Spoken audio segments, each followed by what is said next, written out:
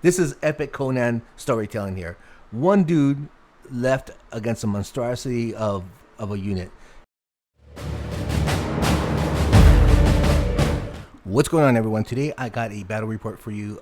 This is a Saurian Ancient versus the Lizardman. Now, it's been a while since I've done a battle report, so hopefully I get back to doing them on a regular basis. Now, a little bit of background on this game is that my opponent was playtesting Saurian Ancients. It's a new list for the Essence of War advanced list, and they have some new rule sets. He wanted to try them out. And I said, perfect. I've created some tools for Tabletop Simulator, and I wanted to try them out before I released them. And so the result was the rules were very complicated, caused a lot of questions, and so we kind of stopped a lot and chatted about how to interpret them. And then the tools were actually had a lot of bugs in them, and so they all got fleshed out in that game. So the nice thing is the tools has been fleshed out, and so because of that, the recording was like a 7-hour recording. So because of that, I decided to do it like more of a translation and more of a step-by-step play of how the game went. So the measurements aren't terribly exact. Out of all the gameplays, I think Essence of War is probably one of my favorite game systems. There is one imbalance in the game system, and that I'm trying to take advantage of that, and that is out of the I want to say 4 out of the 5, or is it 5 out of the 6 scenarios, really gives a favor to the army that has the most scoring system. And hold the ground in particular is the one that has the biggest advantage to a large system, to a large number of scoring units, and that's in the center. If you have more scoring units in the center at the end of the game, you win 25% of the game, of the victory points, and there's a 50% chance you get that scenario, and then the only one that's at a disadvantage is assassin. So with that said, I purposely picked not necessarily the best troop types, but I just picked to get the numbers, and I added the raiders because they're light troops, so they have a lot of maneuverability, and the shooting's not all that great, but at least they have that movement that I really need, that allows me to use them as chaff if necessary, allows me to harass my unit if necessary, and still has that nice fluid movement.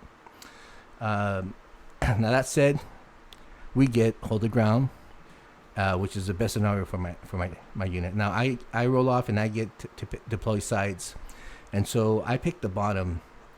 Now that's kind of like a bit of a, picking the bottom is one great because I have a lot of units in my army, so I really need the movement down here. Whereas in the top, there's 2 impassable terrains, and that would really jam up my units. The downside is that the top is the ideal scenario for my opponent because there's 2 impassable terrains that it's going to be blocking his flank, and so it's going to make it really hard for me to get to his flanks with these impassable terrain. And he definitely makes use of that terrain. He goes ahead and drops in the middle, and I drop out here. Now I kind of shifted heavy to the left side, so I could bring him across the battlefield, now giving more time to position myself and more times to just pepper his units. He doesn't have a lot of units, so shooting is actually going to be a nice nice way to harass him. The 3 units on the right side are going to be really trying to zone the hero and the Taurosaur, and that's kind of the strategy there. For magic, what's kind of neat. I'll start with the magic. I'll kind of talk about it. This unit, one of the new rules that they added for the Saurian Ancient is that you could have one caster, or you could have a unit that acts as a conclave wizard. And what I really like about the rule set here is, in the 9th age, a conclave wizard is only tied to a champion. So if you kill the champion, you lose that magic spell. But in this rule set, the unit has it, and so the unit is tied to a special spell. You do have to pay for it, whereas you don't have to pay for that in in the 9th age, but you have to pay for the champion. And so this spell is tied to this unit. Now this unit could cast this spell on any unit. It's just that this unit is the one that casts it. So if you lose a unit, you lose a spell. For the Beast Herd, I went with the Minotaurs and I upgraded my heroes. And for one, I bought the Blooded Horn, which gives them +1 attack and a +2 AP armor. And for the General, I picked the +1 D and D3 charge range. And I also bought Raven Wings on the General. So the idea, again, it's all about movement. At the end of the phase, I've lost several games or even tied the scenario in several games because I couldn't get my unit in at the last turn. With Raven Wings, as long as my General's alive, I'll be able to cast that magic and get them into that deployment zone. All right, so my opponent gets the first turn and he moves forward.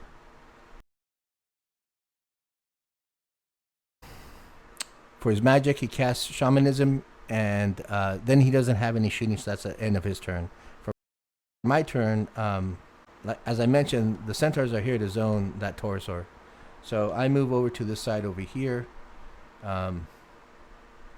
just enough that they still have a flank charge to the Saurus if he drops back.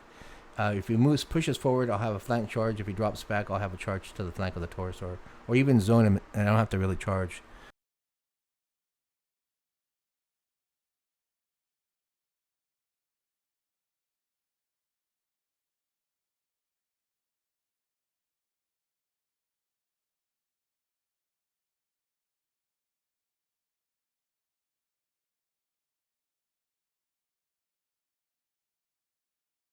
For magic, I cast Blackwing Totem. The idea is this way, if he moves back, I'll be able to charge his unit.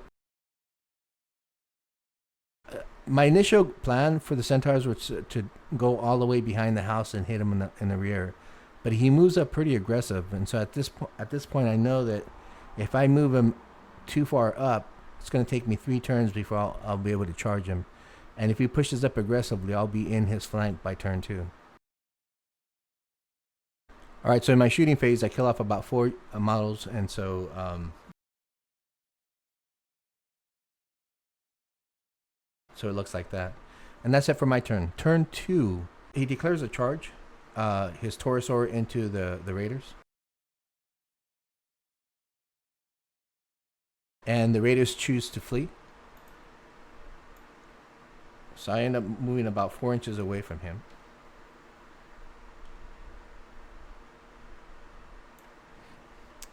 And he ends up moving just a few inches forward. And that's it for his charges. And then what he does does a great job of shafting me right here. And somehow I just didn't see it coming. So he drops himself right here. And then he aggressively moves up.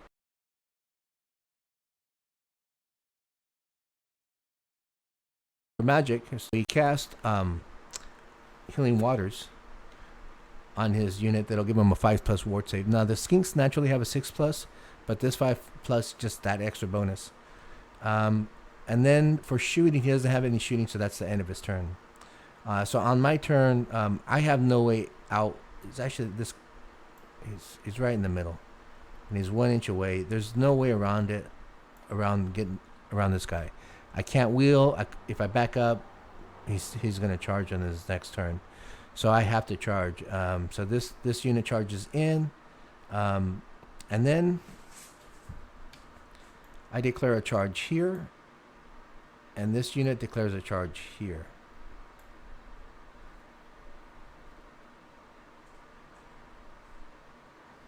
And he holds.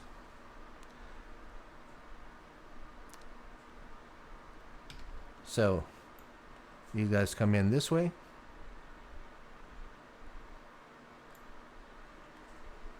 This guy comes over here.